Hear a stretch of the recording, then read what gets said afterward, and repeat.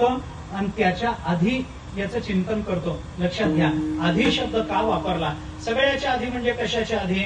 सकाळी जाग आल्यानंतर डोळे उघडण्याच्या आधी राम राम स्मरा, डोळे उघडल्यानंतर उठून बसायच्या आधी राम राम स्मरा, उठून बसल्यानंतर पलंगावरून पाय खाली सोडण्याच्या आधी राम राम स्मरा, पायावर उठून उभं राहण्याच्या आधी राम राम स्मरा, पहिलं पाऊल टाकायच्या आधी राम राम स्मरा, आंघोळीचा पहिला तांब्या अंगावर घ्यायच्या आधी राम राम स्मरा, आंघोळ झाल्यानंतर कपाळाला गंध मध्ये धोतर नेसायचं राहिलं ते नेसत चला, धोतर नेसायच्या आधी राम राम स्मरा, कपाळाला काही नाम गंध लावायच्या आधी राम राम स्मरा, ऑफिसचे कपडे घालायच्या आधी राम राम स्मरा, काही पहिला घास नाश्ता जेवण काय सकाळी करता, पहिला घास खाण्याच्या आधी राम राम स्मरा, ऑफिसला जाताना पायात बूट चप्पल घालायच्या आधी राम राम स्मरा, गाडीत बसायच्या आधी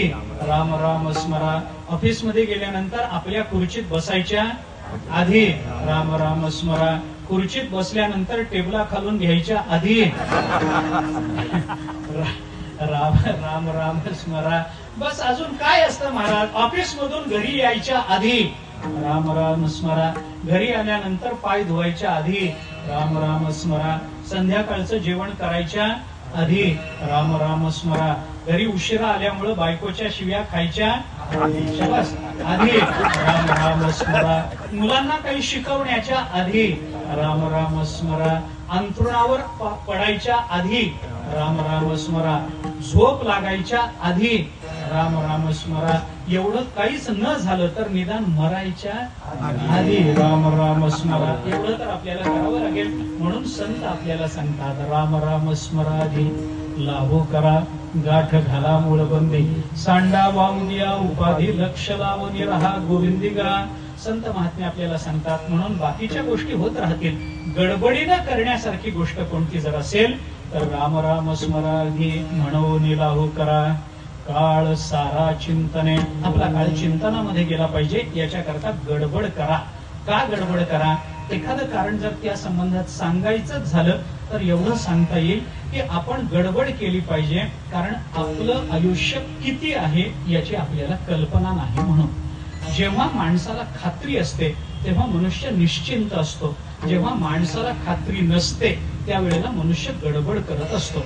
आपण आपल्याला गावाला जायचंय, रेल्वे स्टेशनवर आपण निघालो, गाडी कधी येणार आहे माहिती नाही, मनुष्य गडबडीनं जाईल की नाही. पण माणसाला जर माहिती आहे की 11 वाजता गाडी येणार आहे, आता 9 वाजलेत, वेळ आहे अजून, शांत चित्तानं जाऊ ना, करू ना, बघू ना, असं होतं की नाही. आपल्याला आपल्या आयुष्याची काय गणित माहिती आहेत मला सांगा महाराज. माणसाचं आयुष्य म्हणजे काही सांगता येत नाही.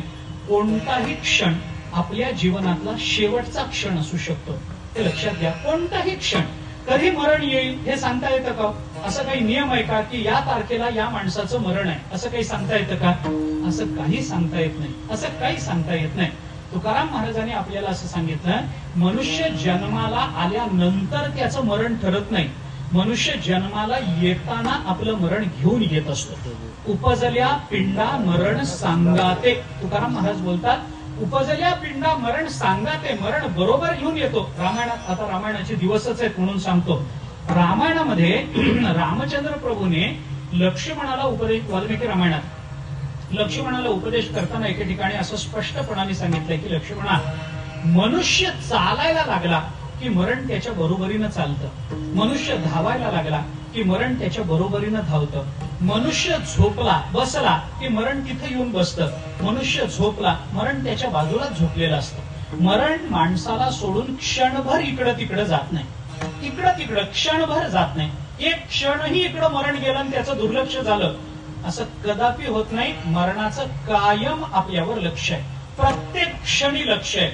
कोणताही क्षण आपल्या जीवनातला शेवटचा क्षण असू शकतो, कारण मरण कायम आपल्या बरोबर आहे. माणसं म्हणतात ना, काय नाही हो, बाहेरून आले, खुर्चीत बसले, मला म्हणाले तांब्याभर पाणी दे, म्हणून तांब्याभर पाणी आणायला आत गेले आणि येऊन बघते तर काय, खुर्चीतच मान त्यांची पडली होती. बसल्या बसल्या कशी गेले, कारण ते तिथंच बसलं होतं म्हणून बसल्या बसल्याच घेऊन गेलं. दुसरं काय कारण आहे मला सांगा ना. माणसं म्हणतात काय ना, आले रात्री झोपले आणि सकाळी उठलेच नाहीत बघा, झोपेतच कसे गेले, कारण ते तिथं झोपलं होतं म्हणून झोपेतल्या झोपेत घेऊन गेलं तिकडच्या तिकडं. आपण चालायला लागलो, मरण आपल्या बरोबरीनं चालतं. आपण धावायला लागलो, मरण आपल्या बरोबरीनं धावतं. आपण फार वेगात धावून पुढे गेलो, मरण मागून चालत येत आहे, असं होत नाही, असं होत नाही. आपण बसलो, मरण बसतं, बाजूलाच बसतं.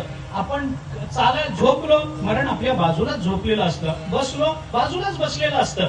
याचा अर्थ आजूबाजूला बघू नये तसं दिसतही नसतं ते, पण नाहीतर हेच शेजारीच माझं मरण आहे, हेच माझं मरण आहे म्हणून मरण माझे मरोणी गेले म्हणून त्याला मारून टाकायचं, असले उद्योग करून चालत नाही. मरण डोळ्याला दिसत नाही, पण ते आपल्या कायम बरोबर आहे. कोणताही क्षण आपल्या जीवनातला शेवटचा क्षण असू शकतो, हे आपण लक्षात घ्या.